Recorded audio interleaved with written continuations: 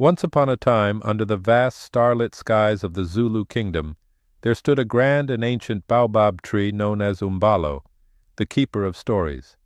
Umbalo was not just any tree. It was revered by the Zulu people as a bearer of wisdom, its gnarled branches holding secrets of the ages. In the village nearby lived a wise old man named Sizwe, who was known for his deep understanding of nature and the ancestors. Sizwe had a grandson, Themba, a vibrant boy with a curious mind but an impatient heart.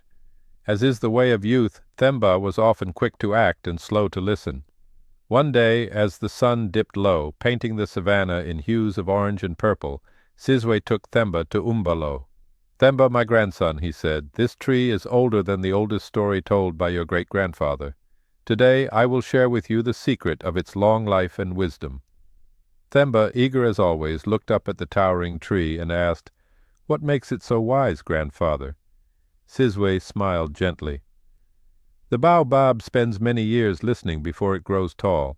It hears the whispers of the wind, the stories of the rain, and the secrets of the earth. It is patient, and in its patience it gains wisdom."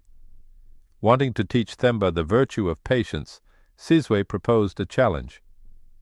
"Sit under Umbalo's canopy from sunrise to sunset. Listen to what it has to say, and if by dusk you can tell me the wisdom it has shared, you will have taken the first step in understanding the virtue of patience." Themba agreed, albeit reluctantly, and the next morning found him seated under the expansive shade of the baobab. Hours passed, with only the sound of rustling leaves and distant bird calls. Themba grew restless.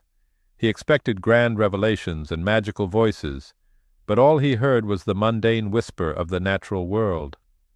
As the sun began to set with no dramatic insight, Themba felt defeated. Just as he was about to stand and admit defeat to his grandfather, an old bent woman approached the tree. Seeing the boy, she asked, "Why do you sit so solemnly under Umbalo, young one?" Themba shared his frustration. "I have listened all day, and I have learned nothing."